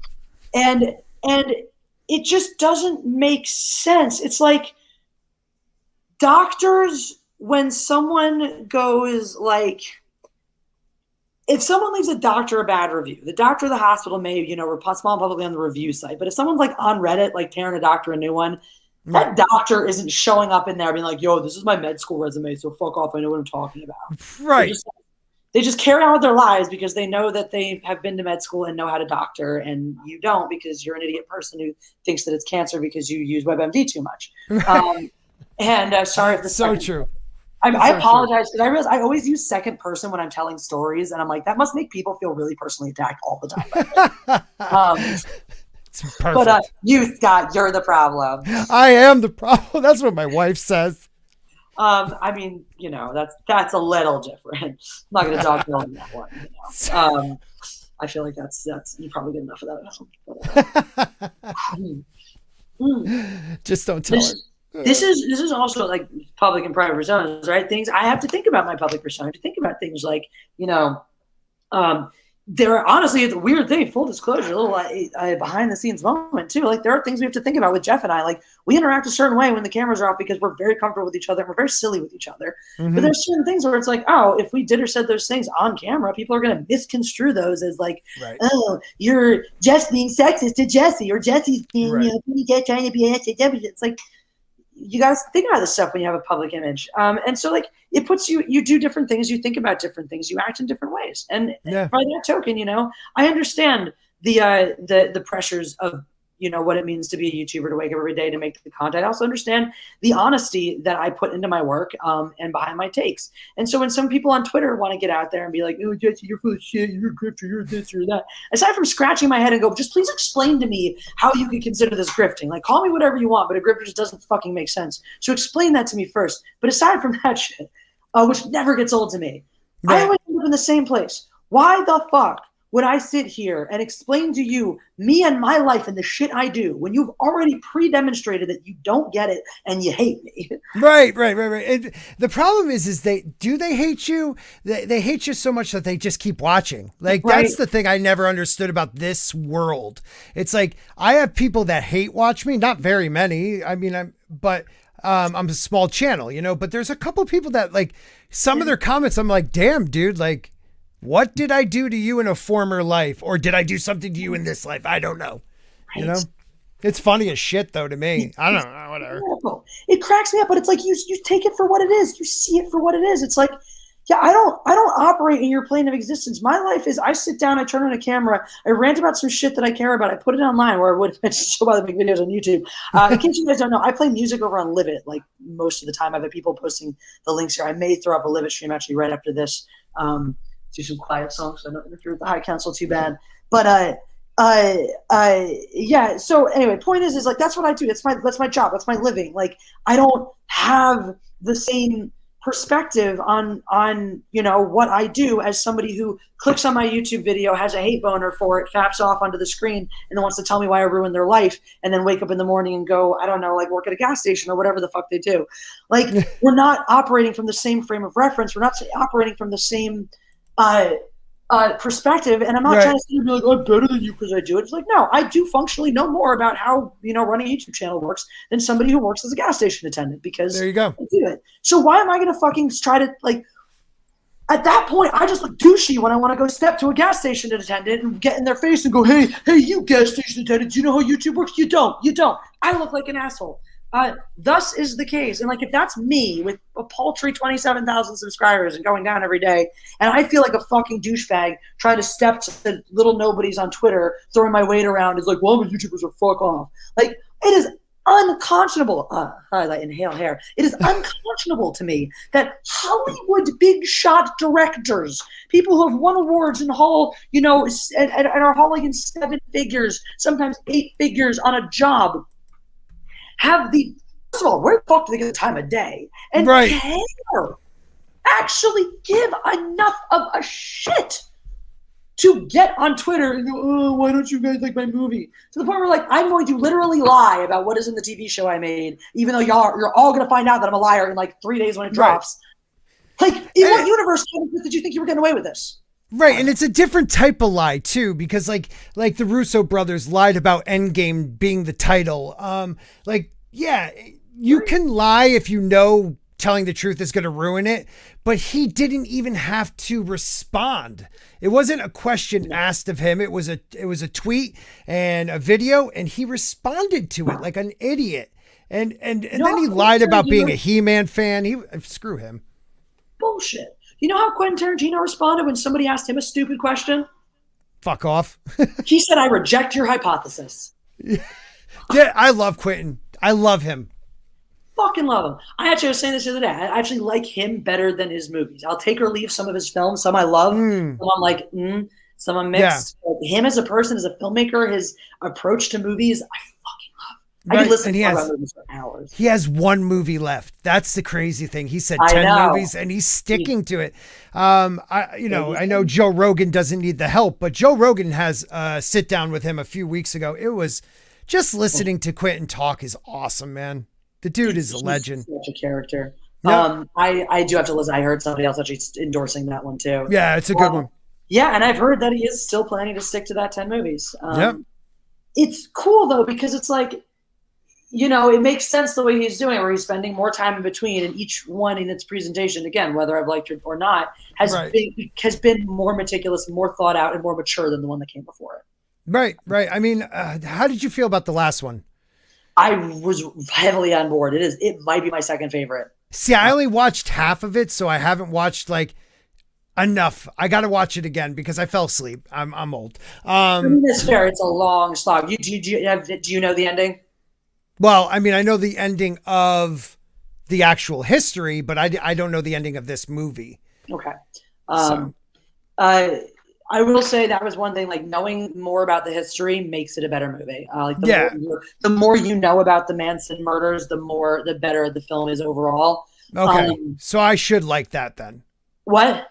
I should love it. Cause I know I know the history of the Mansons, like Tex and all them. And I watched to the point where they just drove up. So. Oh God, then you're definitely gonna, yeah. Now you're at the point where you're going to start to be really interested. And I would love to hear your take on the ending because it was actually, it's funny because, he does something that I think was probably very unexpected for a lot of people that I was sort of almost expecting. That K-Stu fan, you're funny. I saw one time I lived with that K-Stu fan. Actually, that was the first time. We met at a meetup and then we hung out. Okay, that was the first time we hung out. I was going to see that at. We did go to that one actually at the old ArcLight, the old. Oh no way! No, so we're we're seeing that as we're sitting in that theater. So that was pretty cool. That is really cool. It was. So that was definitely fun. Also, now, being a resident of Los Angeles, there are a lot of landmarks. There's a scene later on in it where they're getting hammered at Casa Vega, which is a Mexican restaurant that's been around, I guess, for forever and is not that far from where Jeff and I live. So we've actually walked down there before. I mean, think about Quentin. Quentin shut down. That's Hollywood Boulevard, right? At point, it does for right, for some of their outdoor shots, right? Yeah, because they Musso and Frank's is the restaurant in the opening of that. That's on Hollywood Boulevard. I mean, just to think he had the ability to shut that down. Like It's pretty that's intense. big Now, time. I will say Hollywood Boulevard is a boulevard that does get shut down for things Oh, like it does? Oh, wow. Yeah, it's not, I mean, weirdly more often than you'd think, and it does cause as many traffic problems as you would think with it being Yeah, a major right. freeway. But it does get shut down more often than you think for stretches for a lot of premieres, actually. Like anytime there's a Oh, really yeah, big yeah. premiere, like when they did Star Wars, they built a Millennium Falcon right on Hollywood and Highland, like on the street. Oh, wow. Oh, wow. Yeah. So they do some cool things down there. So they will close up like that block specifically, those couple of blocks. They'll Right. close the whole damn area for the Oscars, obviously. But Oh, of course, of course. but Can I yeah, go totally off subject real quick? Because you brought up Yeah. Star Wars. What did you brought it up earlier. What did you think of Rogue One? I've watched a lot of your videos, but I don't think I've ever watched the one about Rogue One. What did you think about yeah, I that? don't think I ever did dedicated content for it, which I think probably tells you exactly kind of how I felt. Right. I really appreciated it because it wasn't the Last Jet or wasn't the Force Awakens, and I don't remember one-to-one what they are. Actually, there's way back. There's a Meant to Offend from before my channel even got popular, before the Last Jedi even came out. That's why the prequels are worse than or better than the Force Awakens. Okay. So I was an OG Force Awakens hater. I think Hell yeah. So I think in there I detail some of the reasons though why I really didn't like the movie, and so when I went to see Rogue One, it felt like a bunch of those criticisms were addressed in like the first 30 minutes. Right. So it gave me an overwhelming positive feeling about it. Yep. I mean, like Jenner. So we watch her get punched in the fucking face, like in her first adult scene. Like the fact that we had a female character that actually got knocked around, that actually took some hits, that Yep. had a reason. That we see justification for why she's able to do the things that she does. Seeing different planets, seeing different interpretations on a familiar universe. Yeah. Seeing something done with the Jedi that actually makes fucking sense. I did really I appreciated that sort of force sensitive. That like, okay, well, what happens to all these force sensitive people? Well, they this. And so those things to me were nice. K2SO, let's have an actual, a droid character that's new and different. And fun. Exactly, rather than just making a recycled R2-D2. Yep. And of course Alan Tudyk. Great. Amazing. So there was, and then also like the way they follow the plot. That's very, that's the line to the way that they get the Death Star plans, according to a lot of the canon stories. Right. So the suicide mission, all that stuff, the A.C. Crispin novels, I dive into that to a decent. Actually, as I was thinking about the A.C. Crispin Han Solo novels, the ending of those, the way they do the mission to get the plans, is a lot like the ending of Rogue One. Right. And so all those things I really, really appreciated about that movie, which gives me a net positive impression. Yep. But like the little things I can't shake. Like it took me a long time of talking about it and learning about it to remember any of the characters' names. They weren't memorable, they just weren't. But the movie was way better than any of the other trilogy movies. Yeah. Excuse me, the sequel movies. Yeah. Yeah. And I think like the lack of memorableness gets less of a ding because these are characters that all get murdered at the end of it anyway. Absolutely. And so going into it, that I think gives you the freedom a little bit as the writer to just lean into a couple of tropes and stereotypes as opposed to worrying about developing these supremely rich characters that you're going to murder. Right. But so like for Can you me, imagine if they did though? If they did develop these characters, how great of a movie that would have been? It would have been so much better. Oh my God. It would have been so much better. I think at the time though, and the thing is, it's not about philosophy to take as long as you don't botch your main platform, which is what they did. Right. If your approach was, well, our main timeline is what matters. Rey and Finn, these are the characters that are in Poe. These are the characters that everyone's going to love, and our new stuff's going to die by. And these other side characters are just whatever's, one-offs. So they don't have to be memorable. Then fine, go. Of course, hindsight's 2020. Knowing the differences in the responses, I think they might have made some different decisions with those characters. Yeah, I would say out of anything though, Rogue One is my favorite Disney product for Star Wars, which isn't saying a lot, but I enjoyed it because Disney, for me, I would have thought somehow they would have saved a few of them because that's the way Disney goes. I am glad they all freaking died because that's what we were told. You know, heavy losses, heavy losses, you know? And if you go into canon, suicide mission, everybody dies, you know. People made, you know, the heroes of the story made the noble sacrifice, knowing what it was going to cost them and what it was worth and all that stuff. Yep, it was worth all it. that stuff.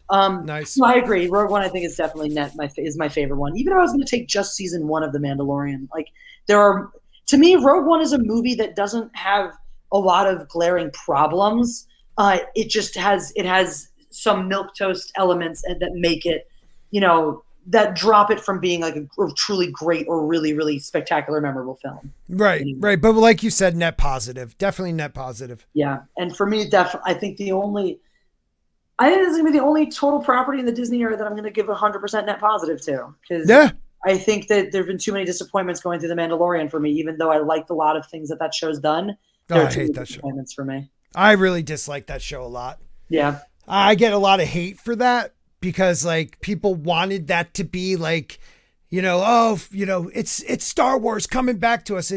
To me, it reminds me of like the abused spouse that like the guy said, or the female said, I'm going to take you out to dinner. Like, oh my God, they're going to take me out to dinner, but I got this huge welt on my head. When the swelling goes down, we're going out to dinner. You know, like that's what that felt like to me. Like we just wanted it so bad. And it fell in so many ways. Like, just the end of the second season, like you don't even ask Luke Skywalker who you are. Like, yes, you just killed everybody in this mofo to come and save us. But like, I'm going to give you my child pretty much and just be like, good luck, dude. Oh, and by the way, I'm not going to tell you about the blood, you know, cloning or anything like that. Cause you know, that might be important, but whatever. Good luck. I'm glad that someone else feels as negatively about the last episode as I did. Oh, I hated it. Like season 1, I liked a lot. Season 2 was like up and down for me, back and forth. I'm like, I like this episode, but then I can't stand all the fucking let's make everything, you know, backdoor pilots and all that. Right. Luke Skywalker, and there was an electricity and excitement to seeing some attempt at Luke Skywalker on screen again, but it was wrong. It was like a weird wrong. It was like, you know, that moment in Pet Sematary where you realize you really can't bring him back from the dead. And exactly. And it was just like, it just felt like people loved it because they wanted it so badly. They've been waiting so badly for Luke. They wanted it so much. They felt like they were owed something, that they just overlooked the fact that none of that scene made sense. None. Him showing up and killing everybody, yeah, great. That was like the only way that I was very on board up to that point with saying, okay, you've actually done a good job of teasing a big bad that our characters can't handle and giving a justifiably more powerful character to come handle them. Right. But then everything after that is like, okay, so he shows up, he takes the child. What the fuck? Why is he here? What does any of this mean? I guess Grogu's just getting wiped out by Kylo Ren in a few years anyway. And like, you cannot just drop me a Luke Skywalker, explain nothing, and then walk away and go, okay, there, chew on that until I fucking figure out what I'm doing. Yeah. It's ridiculous. Like what you just gave away, like the thing that changed your character to someone he did. Like, can I get your cell number? Like, also write me. Exactly. Right. Like, and also that scene for me is it's not unlike when, you know, the complaints we have going to Loki of, hey, we have Endgame, the biggest movie event of all time, actually all time forever. And then you undercut the number one powerful weapon from that in the first episode by changing the fucking joke. On your television show on a much smaller scale, not even the big screen. And so once again, flipping back over, you have that shit where it's like, you have the biggest screen. You had the rise of Skywalker. Literally, you put the name Skywalker in the fucking title. You had everyone's attention. Even many, many people who were jaded and not on board, you had their attention on the biggest fucking platform, on the biggest Star Wars event that you were able to muster up. And you came up with nothing. And then you blew your load on season 2 of a television show finale and just walked away. Right. I mean, there you go. What the fuck? What the actual fuck? Yeah. Well, shit. The High Council's starting soon, isn't it? What's that? The High Council's starting soon? I believe it has begun. Oh, so shit. I will cede the floor. But yeah, I will cede the floor over to the High Council because they're going to have a garage show over there. They've got somebody who's done Ghostbusters, something to do with Ghostbusters art or toys or something over there tonight. And he's got his own Indiegogo project running right now. So really exciting guest. Cool. Cool. Everyone should go check that out and or stick around because I think I'm going to test my voice out and see how it goes, but I might pop on and do about an hour or two on Live It. So nice. A little bit of guitar playing for your evening. We got some of that coming your way. But yeah, Scott, let everyone know where to find you. What's up? I know we didn't do a great intros to be into. Thank you. Yeah, Sporking News Podcast. Right now, I'm only streaming twice a week because I don't have any time. I have baby number 3 on the way. So, yeah. So Wednesday and Saturdays. Wednesday 7:30 p.m. Saturdays 9:30 p.m. Eastern Standard Time. Just past 1,500 subs, so that was pretty cool. Yeah. It was. Felt good. So please come and check it out. We have a lot of fun. We always have guests on. We'll definitely have you on again, Jess. That was always fun. We had Gary from Nerdrotic, Kindle. I always say Ryan's name wrong. Ryan Kindle, bunch of different people. Lady Gravemaster this Saturday. So come check us out. Sounds badass. And as soon as we're back from the trip, me and Jeff are going to be hell yeah, wanting to be featured on Sporking News, of course. Hell yes. I'll have to come on one of your later shows because I love that lineup you have going on those shows. They're the energy is so much fun. So we'll have to do it when we go back. I will be back as soon as I'm back. So this is actually going to be my last pre-High Council show for everybody who's wondering. We've been on the road. We've been on East Coast time, so I have been going live before the High Council. Next week, Jeff and I will be celebrating 2 years of being together, and I will not be doing a Tuesday show. But then after that, I'll be resuming my normal late night Tuesday spot. So yeah, once you got that baby out there and you're never sleeping. Hell yeah. Hey, it's midnight. I'm awake anyway. Pretty much. So that'll be perfect. I was actually just thinking, your voice, it was the last time we were streaming, I was like, your voice kind of reminds me, you sound a little bit like Andy Signore. And I was like, that would be a good show, actually, the 4 of us, me, you, Andy, and Jeff. So that'd be cool. Definitely. Let's do it. That'd be real cool. And I got to bring him back on, because he's my fave. But yeah. So we'll be having wonderful. We did not get to do any Mad Libs tonight, unfortunately, because Jeff had to skedaddle to the High Council. But I owe you officially now, Scott. Yes, we got to. I can't wait. It's gonna be great. And he's got the Live It link for you guys over there. If you guys want to go check that out, I'll be playing some guitar for a little bit. But other than that, guys, thank you so much for checking this out. I'm going to make content again because I guess I will. But for now, just go listen to me play music on Live It. And follow me on go check out my Patreon. I'm starting to post random stream of conscious nonsense again, but it's going to get exciting there soon. So the end. Thank you. Practice makes wrong. God and